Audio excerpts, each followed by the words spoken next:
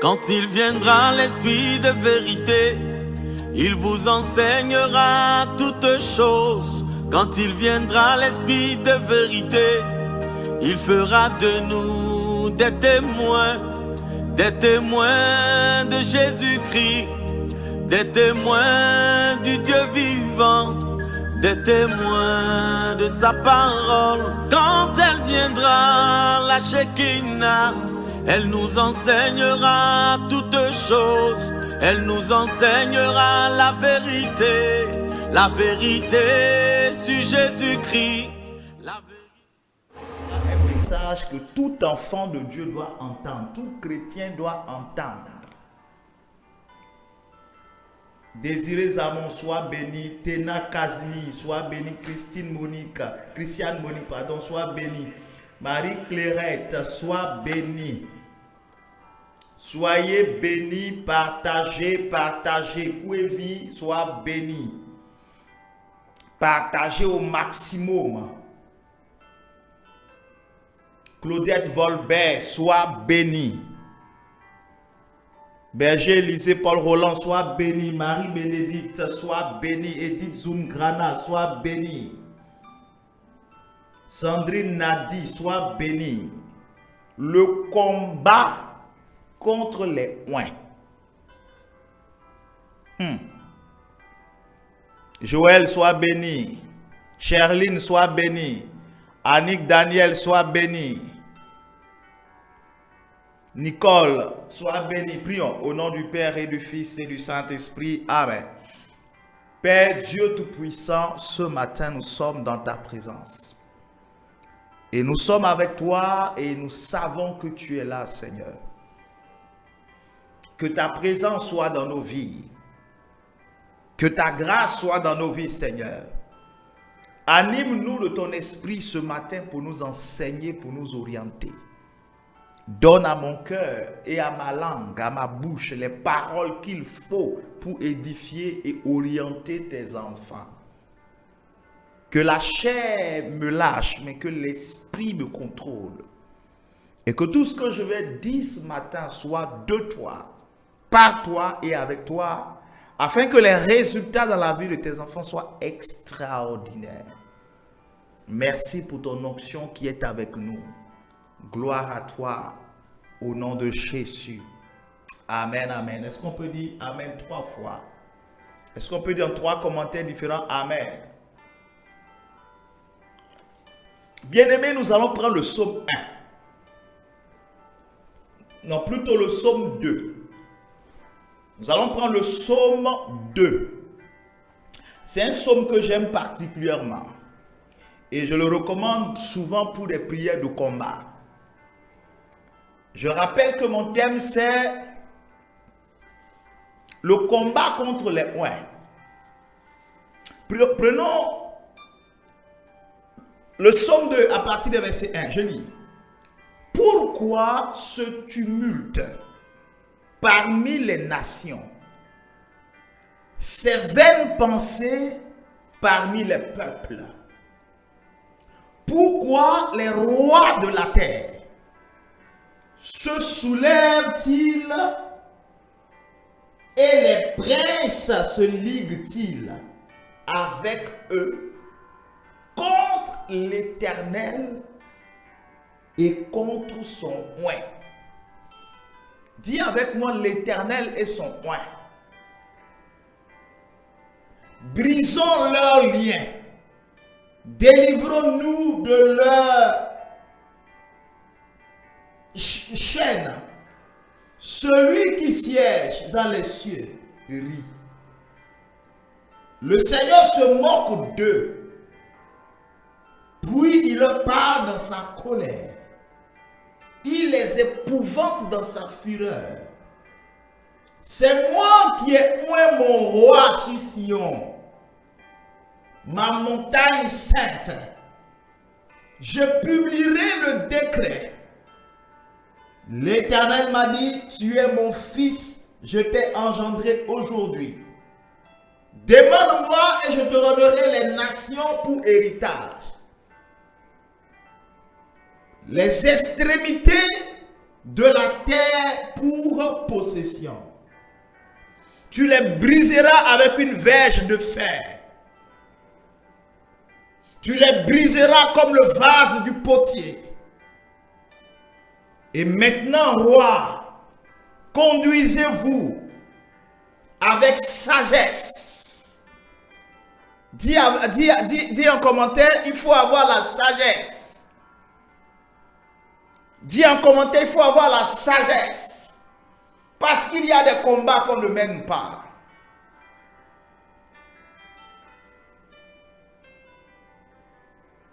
Et maintenant, roi, conduisez-vous avec sagesse.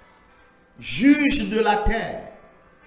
Recevez instruction. Servez l'Éternel avec crainte et réjouissez-vous avec tremblement.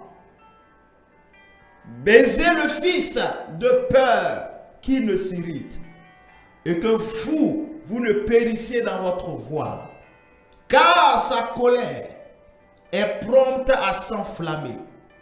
Heureux tous ceux qui se confient en lui. Parole du Seigneur. Que Dieu bénisse sa parole, bien-aimée. Reprenons la lecture à partir du verset 1 et jusqu'au verset 3 au verset 4. Pourquoi ce tumulte parmi les nations? Ces vaines pensées parmi les peuples? Pourquoi les rois de la terre se soulèvent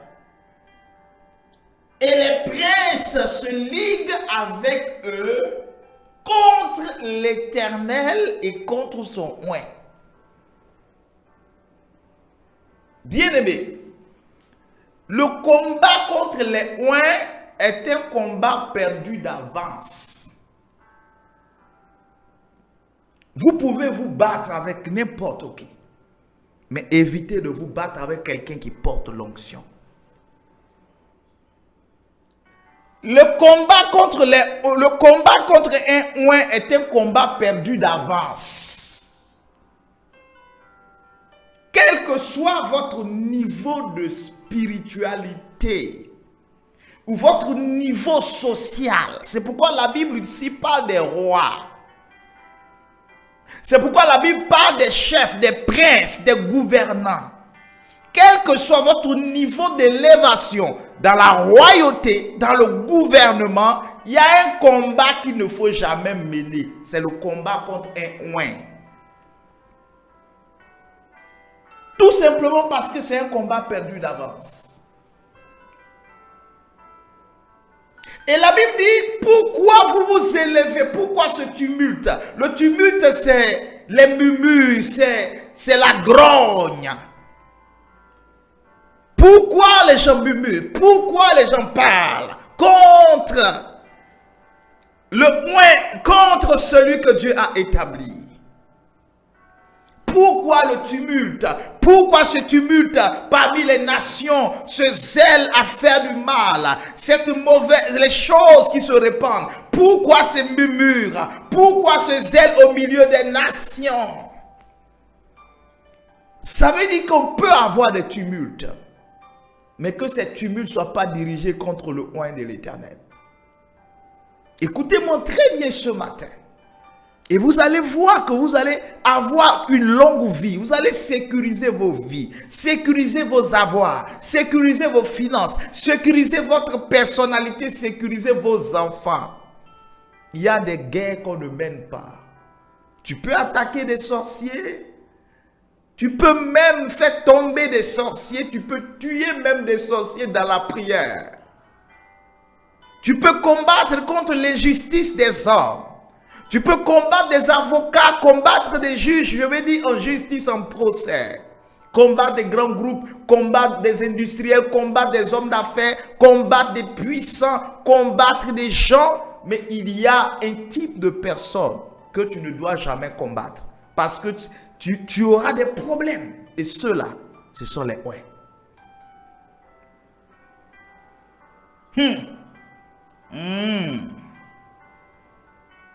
Alléluia. Il dit, pourquoi les rois de la terre se soulèvent et les princes se liguent contre et contre son oint. Ici, il y a la mention de l'Éternel et son oint. Parce que normalement, il n'y a pas de dissociation entre l'Éternel, celui qui donne l'huile de l'onction, et celui qui a reçu l'onction, donc le oint. Les deux sont liés. Il dit, pourquoi ces tumultes, pourquoi cette guerre, pourquoi cette reine des princes et des rois de ce monde contre l'Éternel et contre son oint? Ça veut dire que toute personne qui combat le oint ne le combat pas seul. Mais celui qui combat le oint combat aussi le Dieu qui lui a donné l'onction.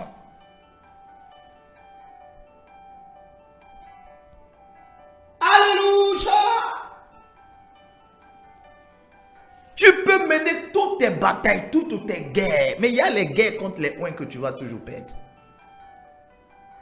Parce que le oint ou les oints ne sont jamais dissociés d'avec la source de l'onction. Quand vous prenez une bouteille, prenons ce verre d'eau. Prenons ce verre d'eau. Il est vide. Il est vide. Mais si je fais ça, vous verrez une goutte d'eau. Vous voyez, il y a un peu de goutte qui descend. C'est-à-dire, il y a juste des gouttes.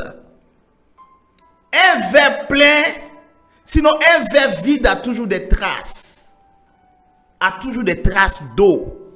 Si on a mis quelque chose comme de l'huile dans un verre et qu'on a vidé le verre, il y aura toujours des traces d'huile. C'est pourquoi il y a toujours un peu d'odeur, même dans le pot du parfum.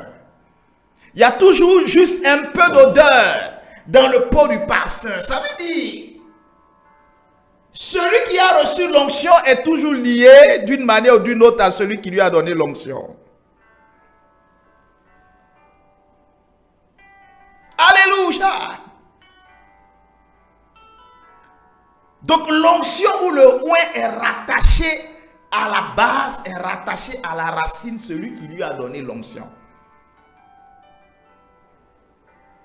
Il y a des combats que tu ne gagneras jamais. Mais alors, pour comprendre, qui sont les oints? Écoutez-moi bien, j'ai dit le combat contre les oints, mais je n'ai pas dit le combat contre le oint. Parce qu'il y a une différence entre les oints et une différence entre le oint. Donc là, on parle du combat contre les oints. Et après, je vais faire une lucane sur le combat contre le oint. Parce que le combat contre le oint, il est encore plus délicat. Et il est dangereux pour celui qui le mène. Pour l'heure, parlons du combat contre les oints. Qui sont les oints? Le oint, c'est celui qui a reçu une onction de la part du Seigneur. Et l'onction, c'est quoi? L'onction, c'est une marque d'approbation que Dieu dépose sur la vie de quelqu'un. Et elle est caractérisée, elle est symbolisée par l'huile. L'huile. En d'autres mots, quand on dit que quelqu'un a été oint, ça veut dire que la personne a été consacrée d'une façon particulière de la part de l'Éternel. Ça veut dire qu'on peut avoir plusieurs personnes qui marchent avec le Seigneur, plusieurs personnes, et on peut en trouver des fidèles sans en trouver des oints. Parce que c'est au milieu des fidèles que les oints sortent. Dieu oint qui il veut, comme il veut. La Bible dit que l'onction a localisé un enfant qui s'appelait David. Sa famille avait tout pour recevoir l'onction. Eliab était grand, il était beau, mais il n'a pas reçu la portion de l'onction. Shama était grand, il était beau, mais il n'a pas reçu la portion de l'onction. Abinadab était grand, il était beau, mais il n'a pas reçu la portion de l'onction. Leur père Jessé était grand, il était beau, mais il n'a pas reçu la part de l'onction, la portion de l'onction. Mais c'est David qui était loin que l'onction est allée chercher. Ça veut dire que Dieu décide de oindre qui il veut, quand il veut, comment il veut. À Bethléem, il y avait des Juifs, mais il n'y avait pas quelqu'un qui portait l'onction. On peut être quelque part, on peut être dans un domaine précis, on peut être nombreux, on peut être beaucoup à aimer le Seigneur, à adorer le Seigneur, à servir le Seigneur et ne pas être tous à porter l'onction. L'onction est un caractère différent et à part. L'onction, si vous voulez, en d'autres mots, c'est quand Dieu a mis ses mains sur la vie de quelqu'un, sur la tête de quelqu'un, pour la sacrer et la consacrer de façon différente. Bien-aimé, dans tous les corps de métier, il y a ce qu'on appelle, il y a des oins. Dans tous les corps de métier, dans toutes les couches sociales, il y a des oins. On ne trouve pas seulement les oins à l'église ou les oins en train de prêcher comme je suis en train de parler. On trouve les oins partout.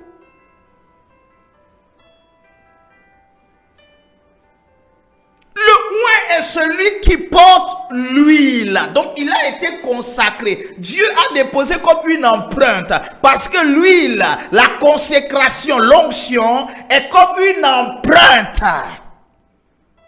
Quand tu portes un vêtement, soit la marque est quelque part, la griffe est quelque part. Et à partir de la griffe ou de la marque, lorsqu'on voit le vêtement, on sait que c'est du Louis Vuitton, on sait que c'est du Fendi, on sait que c'est du Lacoste, on sait que en fonction de la griffe ou en fonction du macaron, on sait que ces vêtements sortent de telle boutique ou de tel créateur.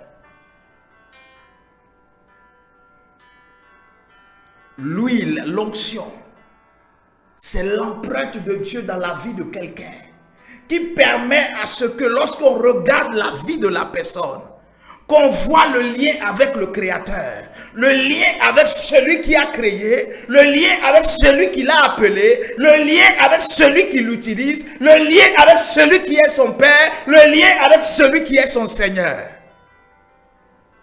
L'onction est une marque. Mais vous savez qu'il y a des marques visibles comme des marques invisibles. Quelqu'un peut porter une marque invisible. Écoute-moi. Tu peux voir quelqu'un, tu ne sais pas que c'est le fils du président. Ou tu ne sais pas s'il a un passeport diplomatique alors qu'il en a un.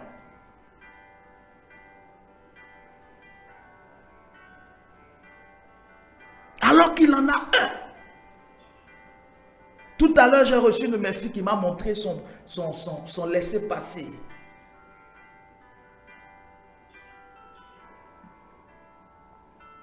De l'ONU. C'est-à-dire que c'est son passeport.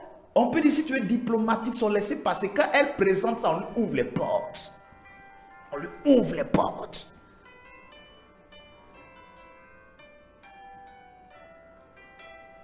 Tu as affaire avec elle, tu as affaire avec l'international. Quand tu as affaire à sa vie, tu n'as pas affaire à un gouvernement, mais tu as affaire à son employeur. Tu as affaire à la personne qui l'a mandaté. L'onction donne un mandat à quelqu'un.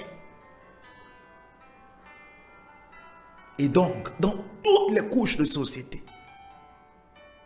il y a plusieurs formes d'onction. Il y a plusieurs formes d'onction.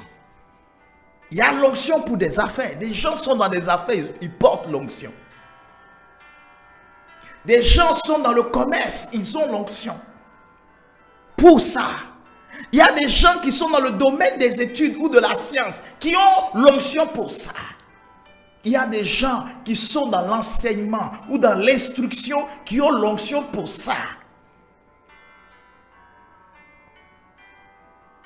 C'est pourquoi tu vas voir que souvent il y a un monsieur, il y a un professeur ou il y a une dame là, elle est institutrice, mais elle, quand elle donne ses cours, tous les élèves sont présents.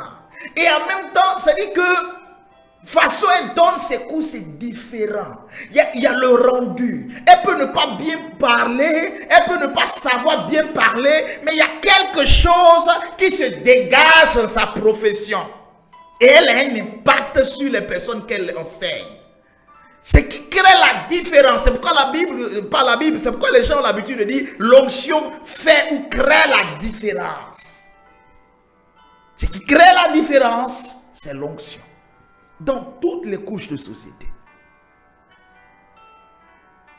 Ma fille, tu vas compétir avec, c'est-à-dire, vous êtes jeune ou bien vous êtes là et puis il y a un homme qui vous aime bien. Parce que les cœurs des hommes, là, souvent, c'est comme ping-pong, jusqu'à ce qu'il s'arrête quelque part sur la femme qu'il aime et puis qu'il épouse. Les cœurs des hommes, là, généralement, ça balance comme ping-pong, ping-pong. Pendant qu'il est avec Hawa, il est avec Aminata, il est en train de voir ce qui est bien. Mais j'ai dit, tu es Hawa, l'autre est Aminata. L'homme là n'est pas encore marié. Mais souvent, Aminata arrive à l'attraper. Et puis au finish, on t'invite au mariage. C'est toi qui l'avais vu au départ. C'est toi qui l'avais abordé au départ. Mais c'est toi qui l'aimais au départ. C'est à toi il avait fait les promesses au départ. Mais Aminata est celle qui est partie avec lui à la mairie. Souvent c'est quoi? Souvent c'est une question d'onction. Il y a quelque chose de différent. Il y a quelque chose qui diffère. Et dans tous les domaines, ça existe. C'est ce qu'on appelle en termes génériques, à partir de l'hébreu, l'onction Maouchak. L'onction Maouchak. C'est une onction que tout le monde peut avoir. On peut ne pas être chrétien, on peut ne pas... Mais c'est dit que c'est une disposition particulière que Dieu te donne qui crée la différence, soit dans ton domaine d'exercice, dans un domaine particulier. Qu'il soit mondain, qu'il soit estudiantin, qu'il soit commercial, qu'il soit professionnel. Peu importe le domaine, tu es différent. Tu as une marque différente. L'onction. L'onction, c'est quoi? C'est cette marque.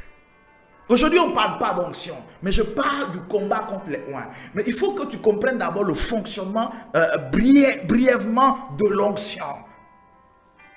Et alors, le oint, c'est qui? C'est celui qui porte une telle onction.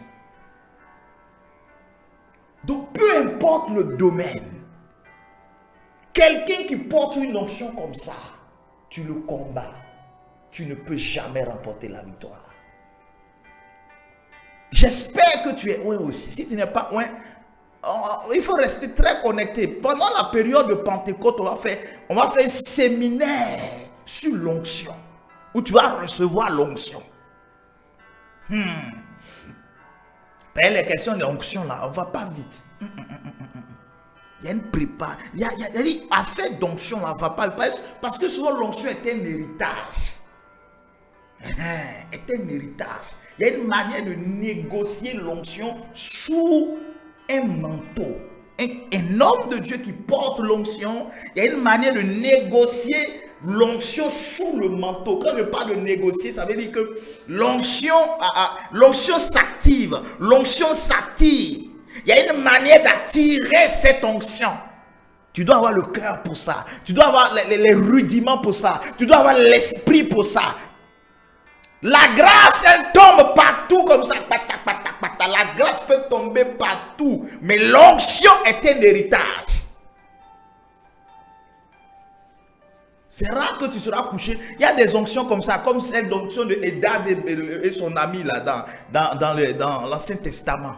Lorsqu'ils étaient dans le camp et que Dieu a pris une portion de l'onction de Moïse pour donner aux 70, voire 72 nations. L'onction peut tomber sur toi quelque part. Et souvent, c'est des onctions circonstancielles.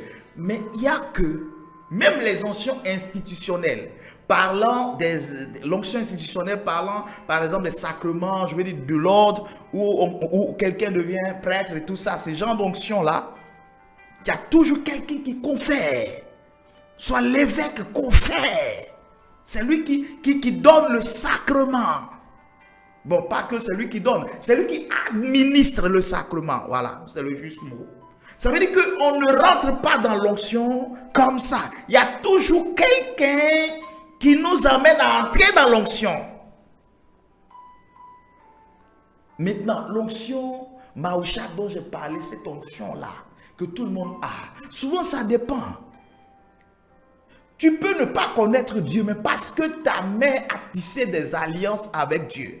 Cette onction peut, de par ta mère biologique, descendre sur toi. L'enfant naît, on ne comprend pas, mais il est super intelligent. L'intelligence, l'onction liée à son intelligence avait déjà été négociée par sa mère. Pendant qu'elle était vivante, elle aimait les gens, elle aidait les gens, elle soutenait l'œuvre, elle lavait l'église, elle était là. Dieu a transposé la bénédiction qu'il devait accorder à cette dame, à son fils, par une onction particulière.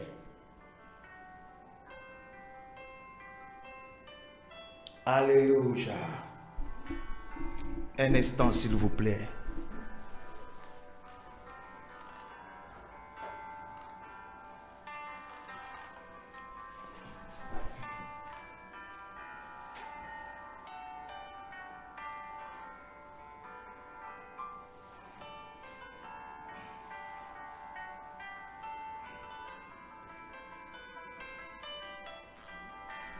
Alléluia. Gloire à Jésus. Est-ce que quelqu'un peut m'envoyer des cœurs? Alléluia. Alléluia. Donc, ce genre de personne, arrange-toi à ne jamais combattre ce genre de personne. Parce que tu ne gagneras pas. Il y a un petit truc qui les met à part.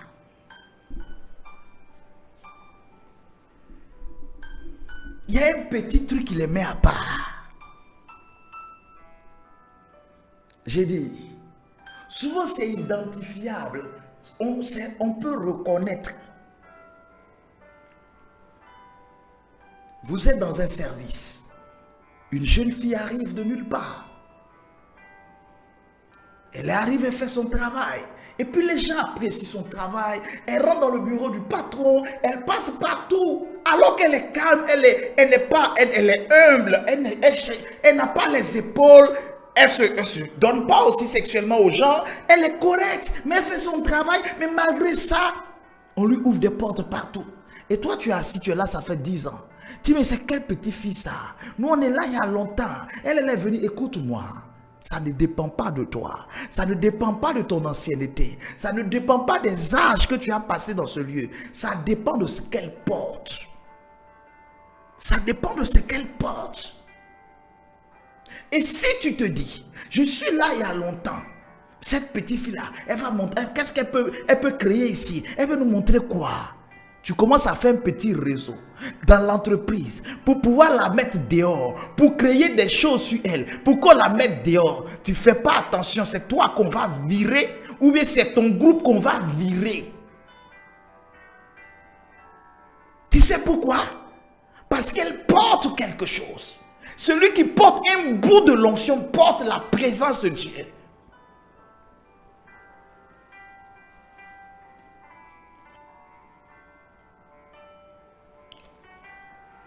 Vous allez croiser un monsieur qui fait des affaires. Vous dites non, sa prospérité nous fait mal. Ou bien il est arrivé. Souvent même la personne n'est même pas dans le vrai. Elle fait des choses pas trop correctes souvent. Et puis on dit non, elle est comme s'il faut que. J'ai dit, tu peux avoir raison. Mais quand tu combats l'onction, généralement tu tombes.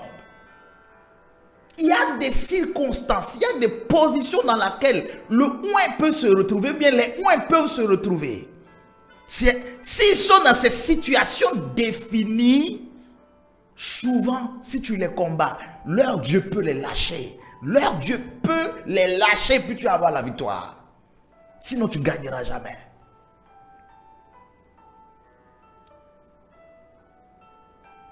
C'est pourquoi je dis à quelqu'un, si tu portes aussi une onction, si tu as une onction sur ta vie, quel que soit le type de combat qu'on va te mener, n'aie pas peur.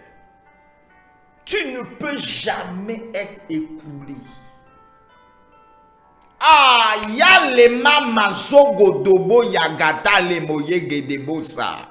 Pendant que je parle comme ça, dis amen dans 3 commentaires différents. Et je déclare que l'onction de Dieu te localise ce matin.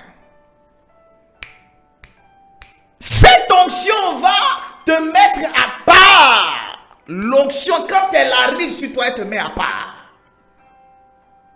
J'ai dit, tu seras mis à part dans le domaine dans lequel tu es.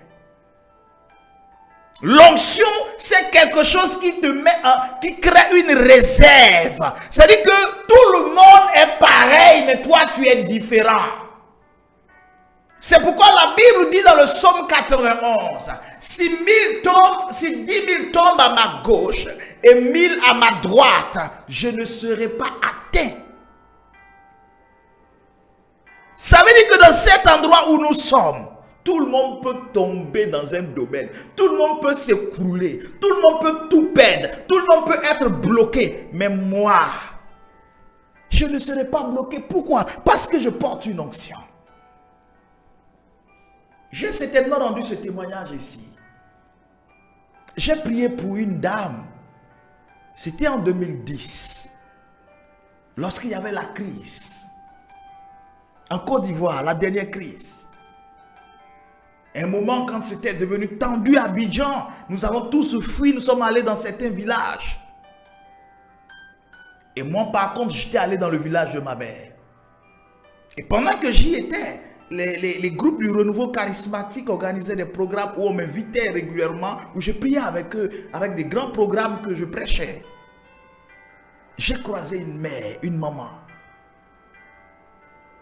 Un jour qui est venu à la prière et qui a fait une sémence, qui a fait une offrande sacrificielle. C'était pas l'offrande, c'était pour les organisateurs, c'était pour le groupe. Et pendant que je priais, j'avais des personnes qui étaient en rang. Je l'ai appelé, j'ai dit, femme, maman, venez. Je vois que vous avez, je vois un magasin comme une boutique comme ça qu'on est en train de dévaliser. La femme a commencé en même temps à avoir peur, elle a commencé à pleurer. J'ai dit, il y a quoi? Elle dit, homme de Dieu, à Abidjan, nous avons fui partout. Tout le monde a fui. Et j'ai une boutique que j'avais ouverte. À peine, je n'avais même pas fait beaucoup de temps. J'ai même pris des prêts bancaires. Et j'ai mis beaucoup de choses dedans. On me dit que dans le secteur, dans le quartier, on est en train de piller toutes les boutiques. Si on a pillé ma boutique, je suis foutu. J'ai dit, tiens, ta boutique ne sera pas pillée. L'offrande sacrificielle que tu viens de faire vient de provoquer une onction sur ta vie. Cette onction va te mettre à part. Cette onction va mettre à part ta boutique. Je ne déclare pas pour que les autres boutiques soient attaquées ou bien vidées. Mais je déclare par le Dieu de l'onction qui est sur ma vie et qui va couler sur toi maintenant. Que même si on vide toutes les boutiques du secteur, toi ta boutique ne sera pas vidée. Et la dame a crié Amen, Amen, Amen, j'ai prié pour elle. Et ce qui s'est passé, c'est quoi? C'est qu'on a liquidé toutes les boutiques, les magasins, les grands groupes, tout ce qui était dans la zone, on a tout. Ils ont cassé toutes les portes, vidé tout, même les ampoules, ils ont tout vidé. Même des carreaux comme ça ont été cassés dans certains endroits. Chose bizarre. La dame n'avait pas le magasin le moins impressionnant ou le plus impressionnant. C'était un magasin ordinaire comme pour beaucoup qui étaient là. On a cassé les plus extraordinaires, les moins ordinaires, on a tout cassé. Mais son magasin n'a pas été touché. Pendant toute la période de la crise, qu'il y ait milicien de qui ou de quoi, ou je ne sais pas, il y a eu des choses qui se sont passées. Son magasin n'a jamais, des mois plus tard, elle est revenue. Tout était cassé, les portes, mais son magasin est resté là comme ça. Et mais pendant même que je suis en train de parler, je sens l'onction elle-même sur moi.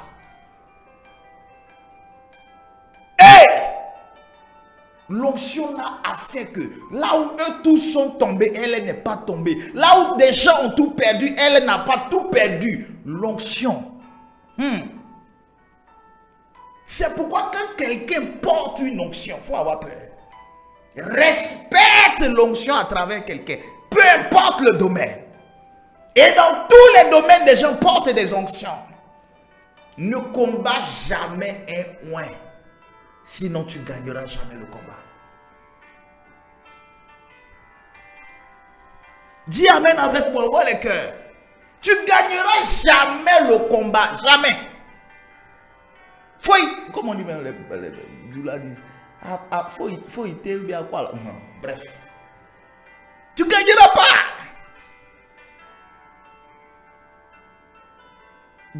C'est pourquoi dans la vie, il faut éviter de combattre les gens. Voici en fait la leçon générale. Il faut éviter de combattre les gens.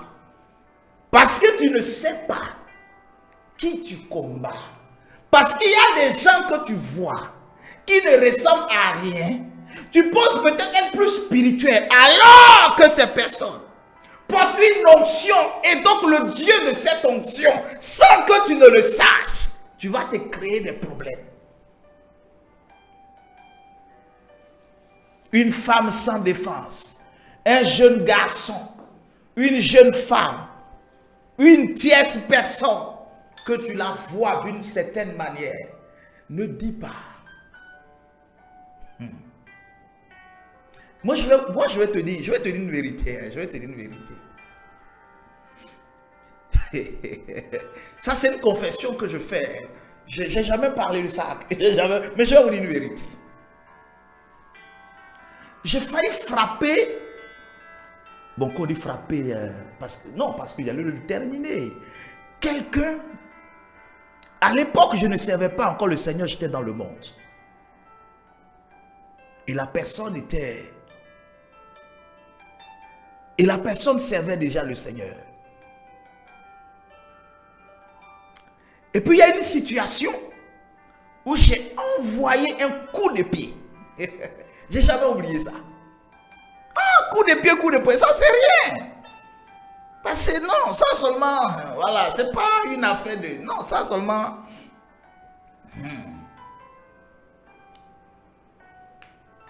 Parce qu'avant que le Seigneur ne nous prenne, quand les microbes en Côte d'Ivoire, quand j'ai rendu le témoignage, les enfants ont ri jusqu'à dire, hey,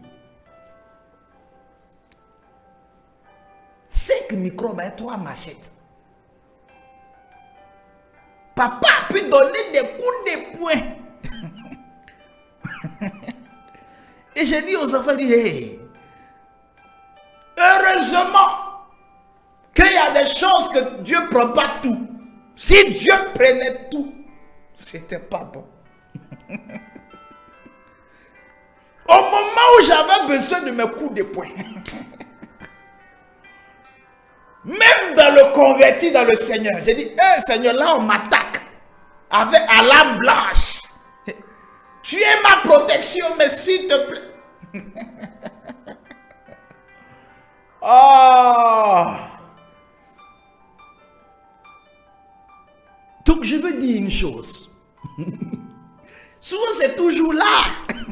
Il y a un peu de... Non, tu sais, souvent, il y a des choses qui restent un peu, hein, tu sais, il y a des choses qui restent un peu. Tu vois? On dit souvent que l'eau du Jourdain, là, tu vois, quand tu es baptisé dans l'eau, là, l'homme ancien, souvent, il sait nager. Tu vois, l'homme ancien qui va dans l'eau, là, il sait nager.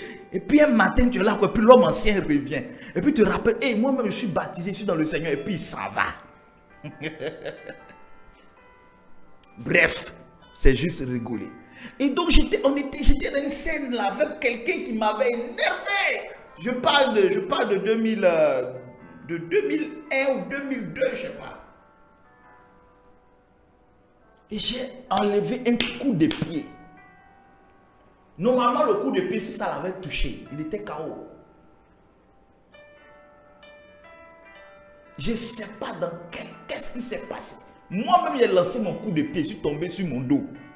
Ah, on peut faire ça. Moi-même, j'ai levé mon coup de pied, je suis tombé sur mon dos.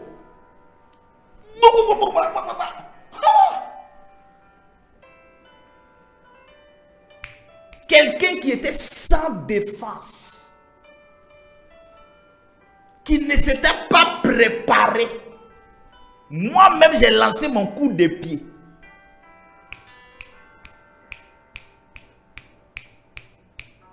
Moi-même,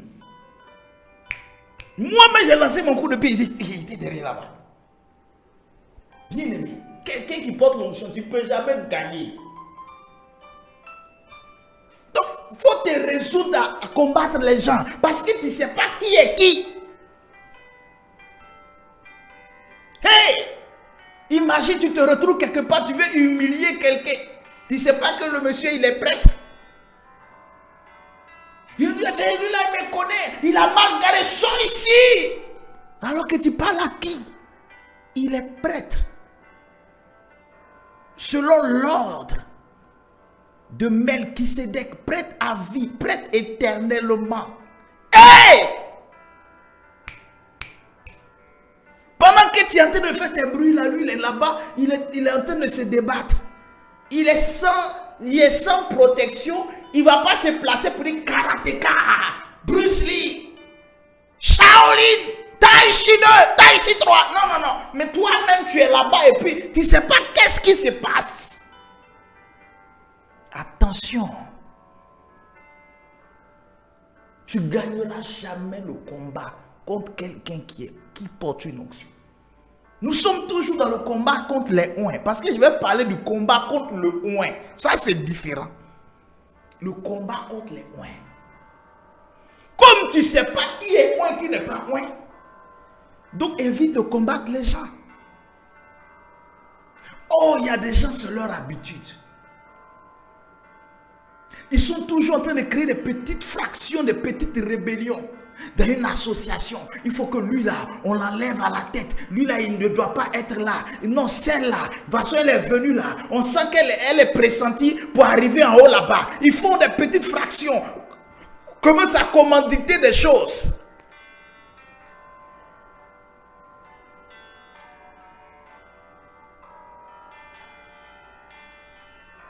Alléluia! Ils commencent à commanditer des choses. Non, le frère là, son entreprise, ou bien ce qu'il veut faire ici. Regardez par exemple, je vous donne une image. La bonne dame s'est levée, elle dit, elle vient faire un commerce de nourriture, de vendre de pain, ou bien de vendre de quelque chose, la nourriture, dans un endroit, un restaurant bien donné. Ça a commencé à aller. Elle vend, la clientèle vient, ça commence à marcher. Pendant que toi, tu regardes le lieu, tu dis, ah, donc ici, là, quand on vend là, ça marche. Je ne savais pas. Souvent, même le lieu appartient à tes parents. Non, il faut quitter ici, il faut quitter là. Nous, on a besoin de notre lieu. On fait quoi? On expulse la bonne dame. Elle s'en va. Le même endroit. Tu viens déposer ta même table. Tu vends les mêmes produits. Souvent, même plus doux que celle qui faisait là avant. Mais les clients ne viennent pas.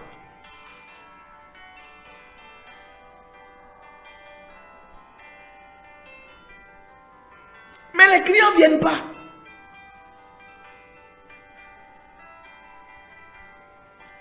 Mes clients ne viennent pas. Ou bien, comme tu te dis non, sur le même secteur, le même tronçon, les clients qui viennent, les gens viennent, hein, tu t'en fais toi-même la même chose. Tu viens placer ça à ses côtés. Comment des gens peuvent être méchants comme ça? Tu vois quelqu'un qui est en train de prospérer dans quelque chose, ou bien ça va chez elle. La personne fait sa chose ici, toi tu viens faire aussi à côté. C'est quoi le but? Tu es en concurrence ou bien tu veux faire quoi?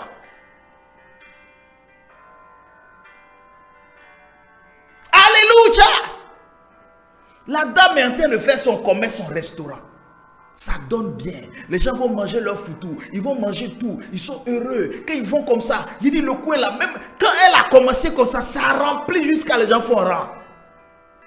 Tu dis, hé, c'est que quand on fait commerce dans le quartier là, sur la route là, ça marche. Je vais aller faire aussi. Tu vas aller mettre ton argent dans un commerce à côté.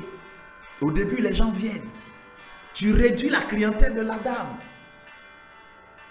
Sauf si elle-même, elle a peur ou elle est inquiète. Sinon, si elle a peur et qu'elle est inquiète, et qu'elle-même, elle se dit non, j'ai perdu, oh, c'est fini, ils sont venus, c'est là que tout le monde va partir là-bas. Quand c'est comme ça, reste serein.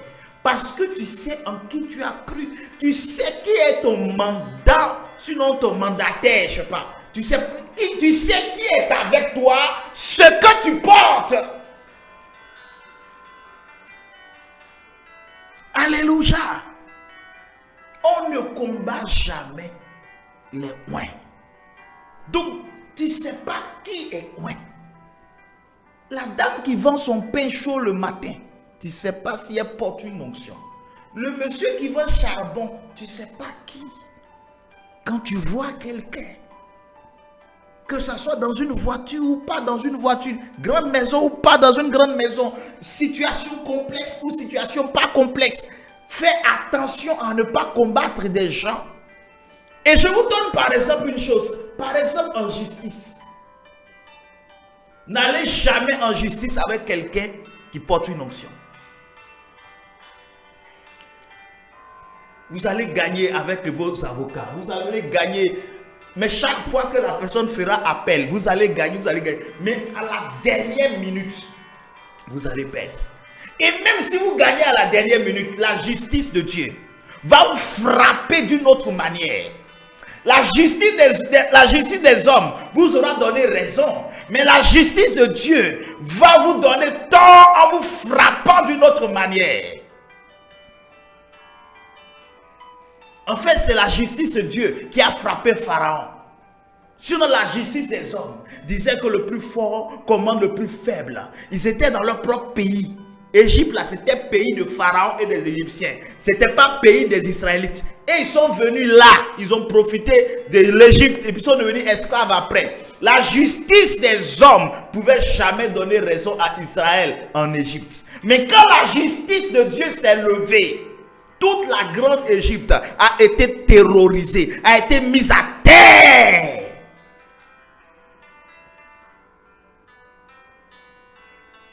Oh, qui me dit amen? Envoie les cœurs pendant que je parle. Maintenant, envoie les cœurs, envoie les cœurs. Maintenant, il y a une différence entre les oins et le oin. Ce que j'ai dit là, ça c'est le niveau général. Ça c'est une différence entre les oins. C'est-à-dire, il y a une différence entre les oins et le oin. La Bible appelait Jésus le oin. Le oin, le Messie, soit l'élu. L'autre artiste a chanté appelez-moi l'élu, oh, l'élu, oh, appelez-moi l'élu, oh, c'est Dieu qui. Bon, vous voyez un peu la chanson pour ceux qui sont ivoiriens. Cette chanson, il y a quelque chose dedans, dans le sens où il a traduit une vérité biblique et spirituelle. Le oint, c'est l'élu. Ça veut dire que parmi des oints, il y a un qui est à part dans un certain domaine. Là, c'est encore grave. Ça veut dire, parmi les oints, il y a un que Dieu a appelé d'une manière différente. Que Dieu a oint d'une manière différente. Ça, on l'appelle le oint ou l'élu. Dans la Bible, il y avait des appelés. C'est pourquoi la Bible dit, il y a des appelés, il y a beaucoup d'appelés, mais il y a peu d'élus. Les appelés, ce sont les oins là, les oins généraux. Qu'ils soient chrétiens ou pas chrétiens, voilà, ça c'est les oins généraux. Qu'on ne doit pas combattre, ça c'est les appelés. Maintenant, il y a les élus. Ou il y a l'élu, les élus. Ou l'élu ou les élus. Le oint. Voilà, ça c'est la dimension des machia, des messies, des oints. Eux, ils portent l'onction machia. C'est pas l'onction, ça c'est l'onction machia. L'onction de messie. Ça, eux, ils portent l'onction de messie. Bien-aimé, je te donne par exemple les serviteurs de Dieu. sont des élus. Quoique parmi eux, il y a d'autres qui sont plus élus d'une autre manière. Parce que c'est Dieu qui fait ses choix. Les serviteurs de Dieu sont des élus. Sont des points particuliers. C'est-à-dire, il ne faut jamais t'assurer d'aller en combat contre un homme de Dieu ou une femme de Dieu. Même si tu as raison, gérer à l'amiable. Souvent, tu peux avoir tort. Qu'est-ce que dit? La personne peut avoir tort et toi raison. Mais n'utilise pas ta raison pour vouloir l'humilier. N'utilise pas ta raison pour vouloir la détruire. N'utilise pas ta raison.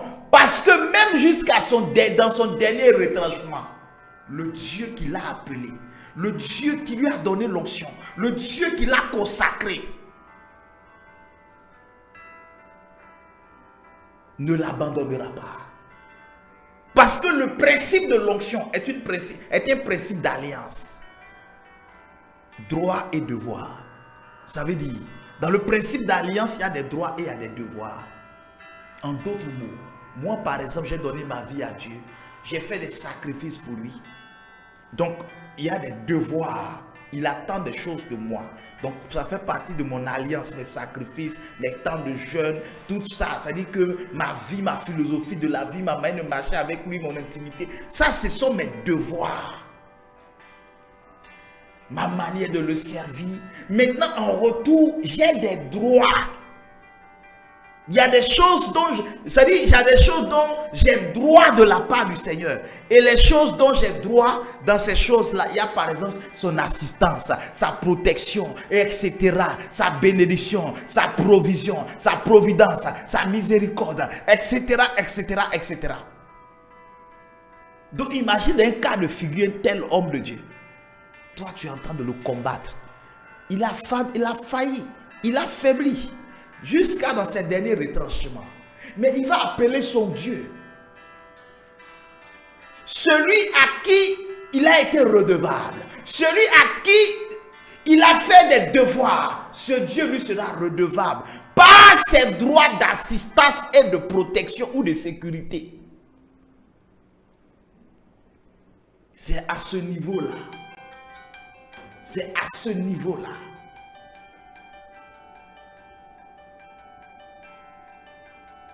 Que tu perds. J'ai dit, quel que soit ce qui va arriver avec un homme de Dieu ou une femme de Dieu, ne combat jamais. Parce que c'est perdu d'avance. Je te donne un exemple. Je te donne un exemple palpable. Tu as une maison quelque part, tu loges, tu as une maison, ta propre maison. Tu loges un homme de Dieu dans ta maison. Qui prend le malin plaisir de ne pas payer ton loyer. Et là encore, tu lui demandes de payer ton loyer, ce qui est normal. Et puis il n'est pas coopérant, il ne coopère pas. Tu lui dis, hey, monsieur, vous savez à qui vous parlez? D'ailleurs, je suis propriétaire de cette maison, je vais vous vider. Lui, tu vas le vider. Ou bien tu vas l'envoyer en procès.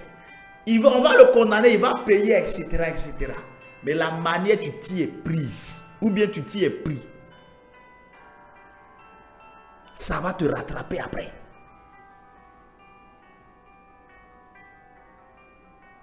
Ça va te rattraper après.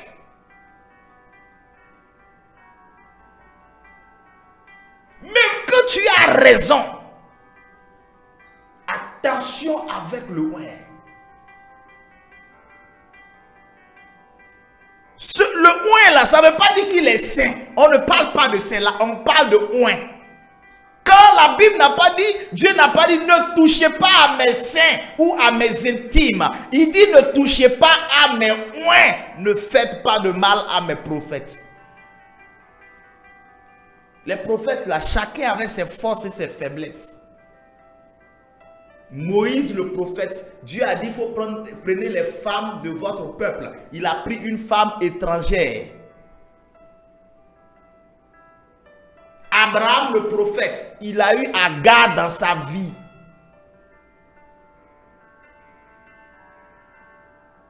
Jonas le prophète, il a fui devant la présence de Dieu.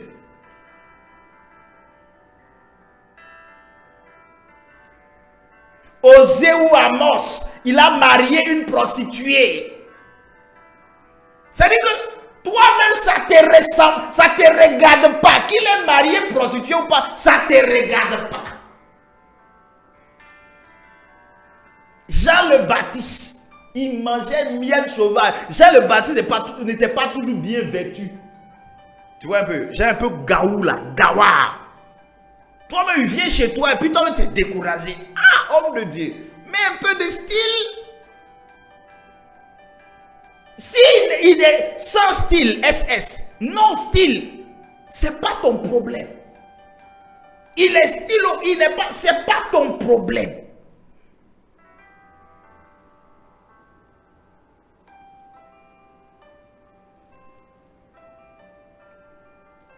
J'ai dit, le moins. Faut pas combattre le moins. Un homme de Dieu.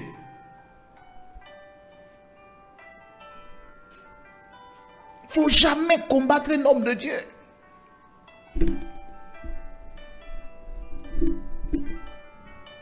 Alléluia. Alléluia.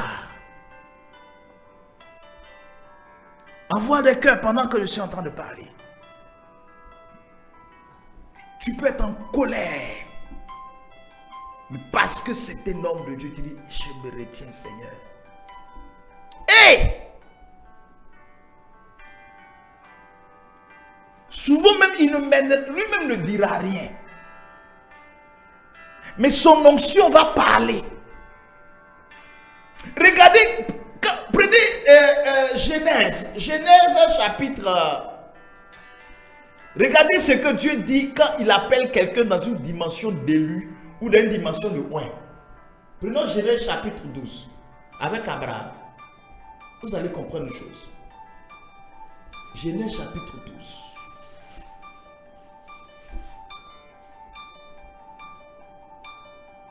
Et ça fait peur, hein? Je vous dis la vérité. Hein? Ah. Genèse chapitre 12 à partir du verset 1. L'Éternel dit à Abraham, va-t'en de ton pays, va-t'en de ton pays, de ta patrie et de la maison de ton père dans le pays que je te montrerai. Verset 2. Je ferai de toi une grande nation et je te bénirai. Je rendrai ton nom grand. Tu seras une source de bénédiction. Verset 3. Dieu dit, je bénirai ceux qui te béniront. Et je maudirai ceux qui te maudiront. Et toutes les familles de la terre seront bénies en toi. Le point là, toutes les familles de la terre peuvent être bénies en lui. Une famille, toutes les familles. C'est-à-dire que Dieu a placé dans la vie du moins ou de l'élu une onction qui peut travailler dans la vie de plus, c'est-à-dire de toutes les familles. Peu importe la personne, quel que soit ton rang social, tu rentres en contact avec lui. Dieu a déposé quelque chose qui peut travailler dans ta vie et te bénir. Par contre, il dit, celui qui te bénira sera béni. C'est pourquoi c'est important de bénir les hommes de Dieu. Et bénir l'homme de Dieu, c'est aussi des bonnes paroles. C'est de bonnes intentions.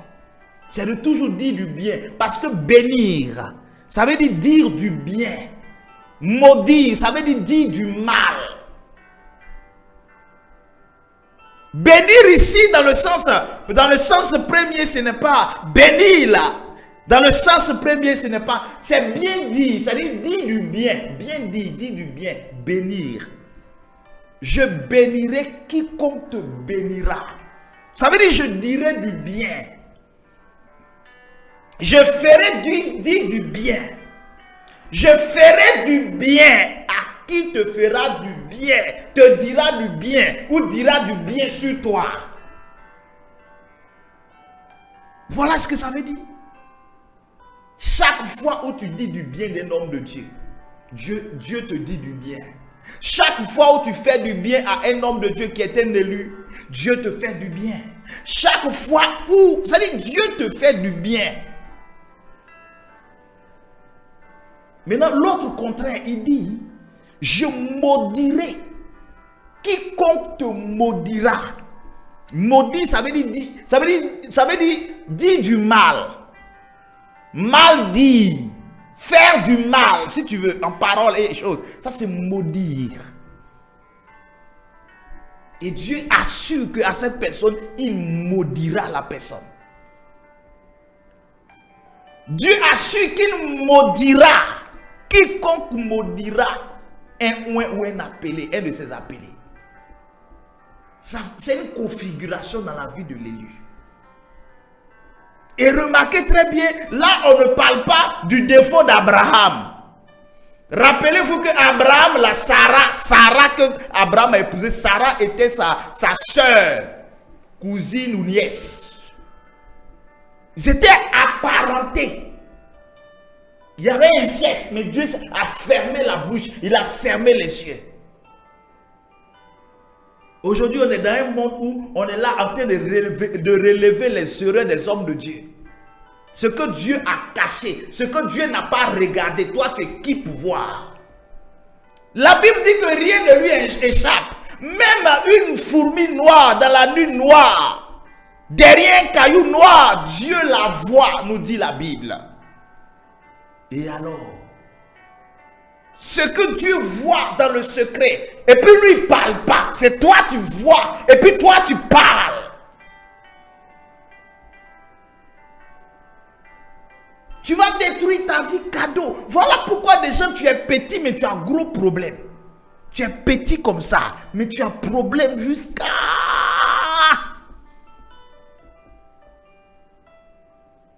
Frères et sœurs, nous-mêmes qui sommes oints ou bien hommes de Dieu, il y a des discours même sur des hommes de Dieu dans lesquels on ne rentre pas. Vous n'allez jamais m'entendre ou me voir exposer un homme de Dieu. C'est presque impossible. Même ça peut arriver qu'on est peut-être indifférent avec quelqu'un qui fait. Ça peut arriver parce qu'on est des hommes. Ce n'est pas des saints. Il peut avoir un différent. Mais le différent, c'est lui et moi. C'est lui et moi. Et on le règle ou on le réglera. Mais jamais d'exposition. Mes enfants le savent. Mes bergers, mes enfants le savent. Quand on reçoit un homme de Dieu, qu'il soit mon jeune frère dans le ministère, qu'il soit mes fils, même mes propres fils, quand je les invite pour dire venez prêcher dans mes directs, ou bien venez prêcher dans tel endroit, il y a un traitement spécial qu'on fait à leur égard. Alors que ce sont mes enfants. Pour certains, c'est moi j'ai prêché l'évangile, Dieu les a touchés, il les a convertis. C'est par moi Dieu les a formés, il les a établis. Mais quand je les vois, je les honore et les respecte.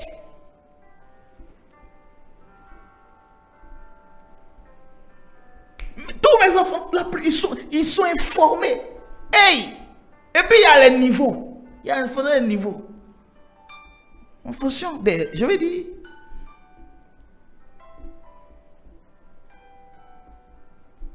le niveau d'ancienneté, en fonction aussi souvent des anciennetés.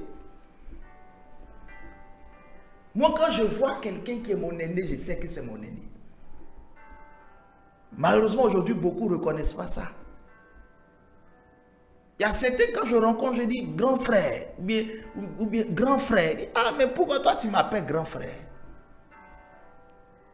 Je dis, mais au moment où toi tu étais dedans là, on n'avait pas encore commencé. On n'avait pas encore commencé. Donc tu es mon grand frère. Un jour, quelqu'un m'avait rendu un bel hommage. Un homme de Dieu vraiment très respecté, vraiment qui fait un travail colossal, qui a quand même de l'ancienneté. Et aux yeux de tous qui reconnaissaient, dit lui. En âge, je suis plus âgé que lui, mais je reconnais que lui, c'est mon aîné dans le ministère. Parce que j'ai commencé après lui. Quoi qu'il arrive, il faut reconnaître. C'est important. Donc, quel que soit d'abord les cas d'ancienneté. Par exemple, moi, mes enfants, quelqu'un, j'ai dit que je l'appelle, moi j'appelle la personne papa. Mon enfant ne peut pas l'appeler papa. Mon enfant va l'appeler papi ou bien pépé. Ah! Non! Le respect de l'onction ou de l'élu, c'est très important. Quelqu'un, même quand il vient, il est là. Moi, je ne peux pas m'asseoir, je suis debout et bien je suis un peu abaissé ou à genoux. Et puis toi, tu es mon enfant, tu vas venir tendre la main. Non, non, non. Il y a deux choses qui ne se font pas. Moi, j'ai reçu cette éducation de très longtemps. On ne regarde pas quelqu'un qui est ancien ou bien qui est âgé dans les yeux, ou on ne tend pas la main en premier à une personne qui est âgée. Moi, je vous dis une vérité, c'est rare que moi, c'est vrai que j'ai, à part des amis, des prêtres amis, je veux dire, où on est proche. Mais quand même, quand on se voit avec le respect, j'attends qu'ils tendent la main avant que je donne la main. Je peux aller, ça existe, je peux arriver dans un groupe, c'est mélangé, il y a des prêtres, des bergers, des modérateurs, on a une réunion, tout le monde est là. Je vais saluer les modérateurs ou les bergers avec qui on est de la même génération peut-être, ou même un peu avant moi, ou peut-être après moi, je peux les saluer de la main. Mais les prêtres, je ferai comme ça. Bon, bonjour mon père. Tant qu'il ne tend pas la main, je ne le salue pas. Je ne salue pas de ma main. Parce que ça fait... Non, tu peux arriver, tu salues quelqu'un. Ce n'est pas ton ami. Ce n'est pas ton camarade. Donc imagine, moi-même je suis ton papa. On dit bon, on reçoit, par exemple, je prends le vieux Abou Keïta, le vieux, au Sénat de la foi. Il vient prêcher. Et puis pendant qu'il est là, toi-même tu vas venir, et puis tu vas tendre la main pour le saluer. Hey! Tu as... Non! Quelqu'un même que je respecte, je laisse à ce que lui, il me tende la main pour que moi je le salue. Parce que j'ai un respect pour lui. Toi qui es mon enfant, tu vas venir et puis tu vas venir lui tendre la main. Non, non, non, non, non. Dans la vie, ça dit, il faut comprendre. L'onction a des... Il y a des choses qu'il faut comprendre. Et de plus en plus, il faut qu'on enseigne le peuple de Dieu. On ne joue pas avec. L'éducation spirituelle est très, très importante. Et c'est pourquoi, quand tu vois par exemple un homme de Dieu soit sur les réseaux sociaux, que les gens disent du mal de lui, cela ne définit pas qu'il est ce mal que les gens disent de lui. Même si tu vois aussi des ou des hommes de Dieu, ses collègues ou qui disent aussi du mal, parce que ça arrive.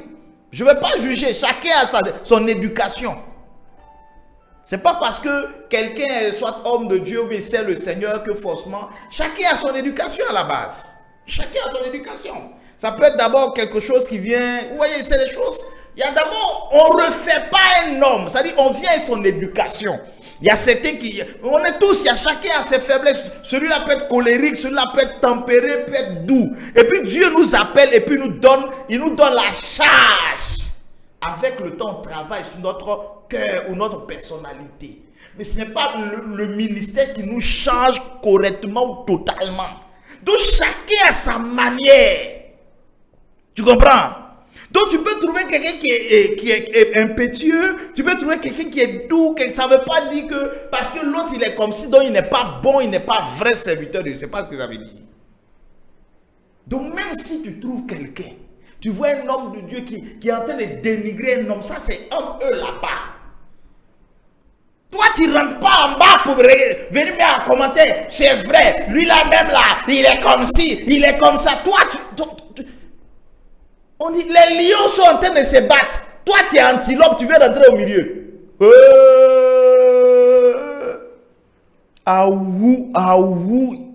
Tu es mort il y a longtemps.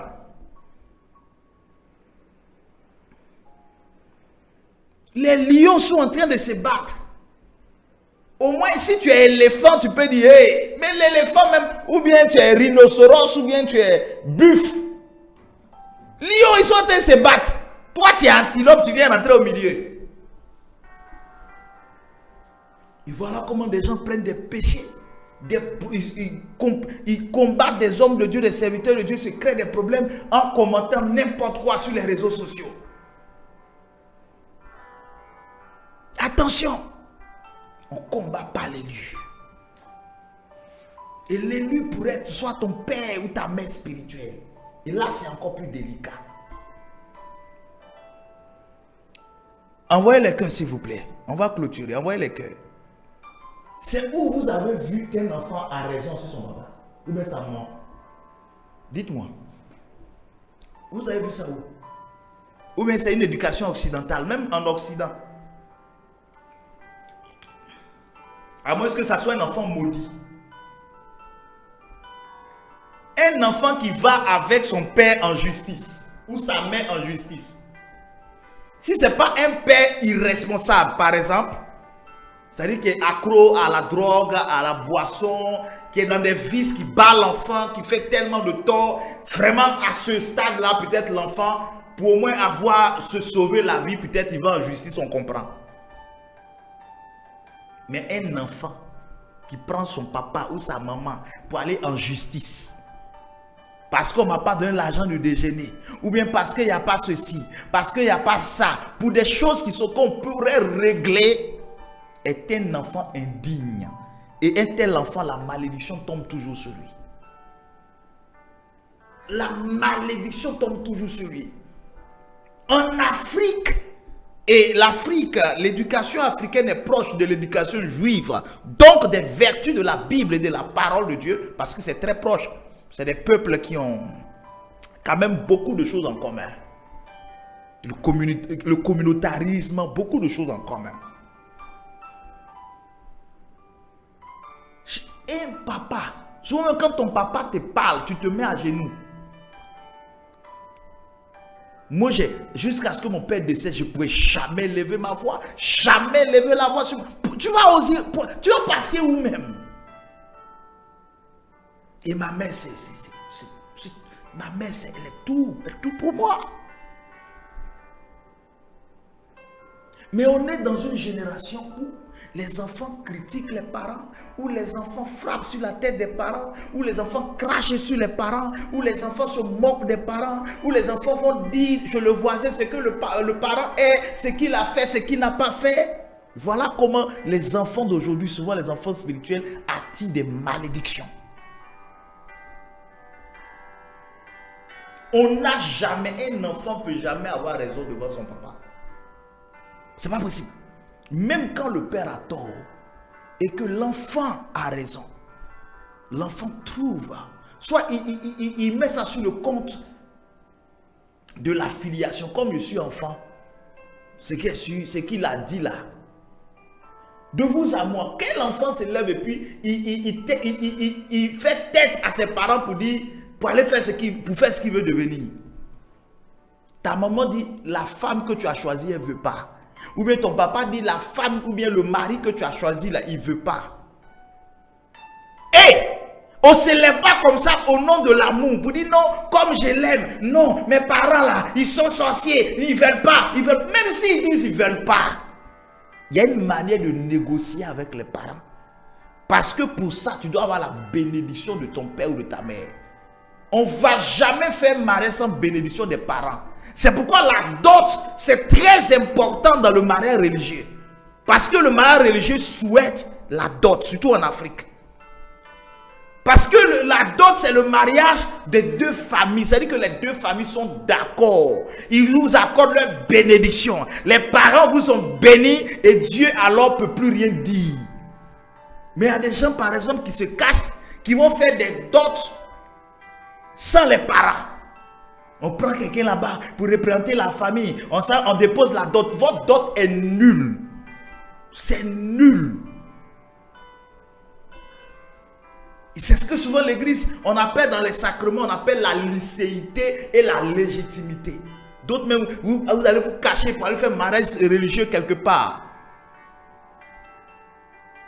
Ils ont fait le mariage religieux bien. Vous avez menti que vous avez fait la dot, alors que vous n'avez pas fait la dot, les parents ne sont pas d'accord. Le mariage là, il souffre de licéité. C'est pas licite. Ça ne suit pas toutes les règles. Ou bien c'est licite, mais ce n'est pas légitime. Il y a des choses dans lesquelles il ne faut pas entrer. Est-ce que je parle à quelqu'un ce matin? Envoie les cœurs. Tu peux jamais combattre ton père spirituel et puis tu vas avoir raison. C'est impossible. Ou ta mère spirituelle et puis tu vas avoir raison. C'est impossible. Parce que quand Dieu regarde la terre, il voit d'abord les parents avant de voir les enfants. C'est pourquoi il y a une expression qui est beaucoup répandue chez les musulmans ou même dans la session commune. C'est quoi? C'est mon père ou ma mère ou mes parents sont mes dieux sur la terre. Et en vérité, ce sont tes dieux.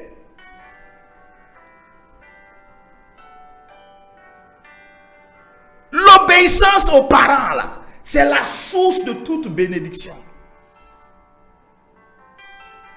Il y a un saint, je ne sais plus c'est quel des saints, qui dit, même si Dieu te dit une chose, et que ton directeur spirituel te dit le contraire, fais ce que ton directeur spirituel t'a dit.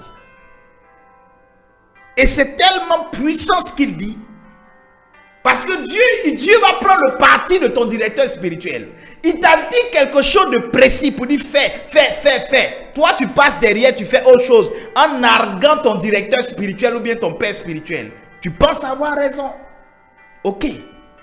Mais dans la faisabilité, pendant que tu seras en train de faire, lui passera pour se positionner derrière ton directeur spirituel. C'est pourquoi l'adage dit qui obéit ne se trompe jamais.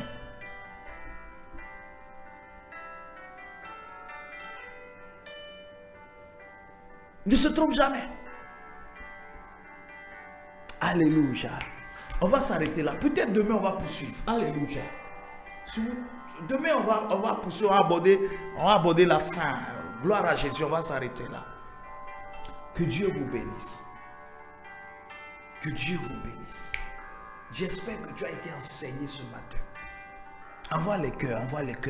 Si tu es béni par ce message. Des gens cherchent des problèmes partout. On ne se bat jamais. Tu ne dois jamais te battre avec un homme de Dieu. Levez la main sur un homme de Dieu. Jamais. Levez le ton. Si tu as raison, pas avec ta raison. C'est pourquoi il y a une vérité. Pour éviter souvent des problèmes, il y a des choses il faut éviter.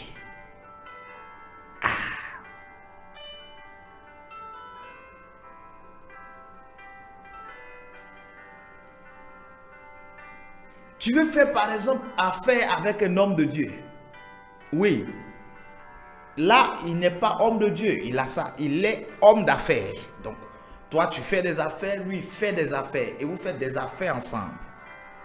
Mais tu sais qu'il est homme de Dieu. Peut-être il est ton père spirituel. Peut-être tu sais qu'il est homme de Dieu.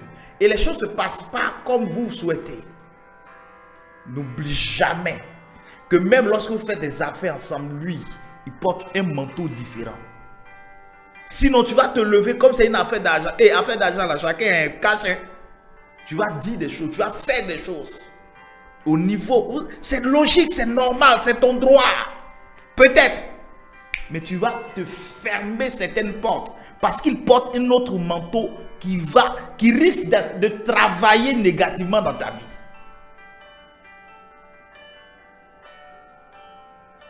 Alléluia. Un combat que tu ne peux pas là, il ne faut pas mettre tes pieds dedans. Ce que tu ne peux pas terminer ne commence pas. Quand tu vois que enlève tes pieds et puis passe chouette. Maintenant, l'autre chose aussi, il faut comprendre que même au milieu, entre les élus ou les oins, il y a des combats qu'on ne mène pas parce qu'il y a des niveaux aussi d'élection. Il y a ce qu'on appelle la prééminence.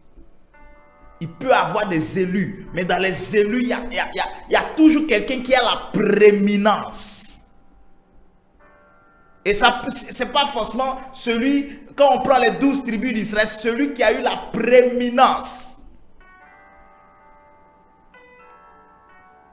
C'était Judas. Judas a eu la prééminence.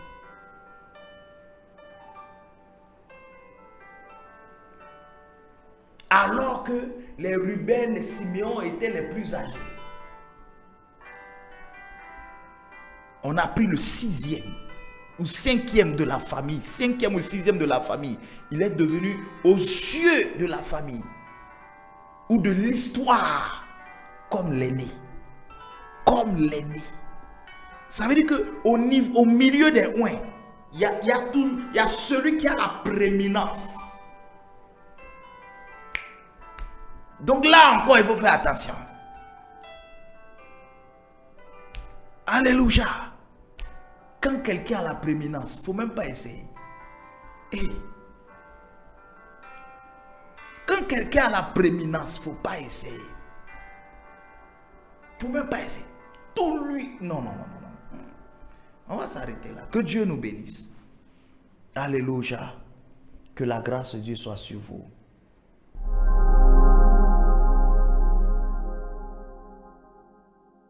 Quand il viendra l'Esprit de vérité, il vous enseignera toutes choses. Quand il viendra l'Esprit de vérité, il fera de nous des témoins de Jésus-Christ, des témoins du Dieu vivant, des témoins de sa parole. Quand elle viendra, la Shekinah, elle nous enseignera toutes choses.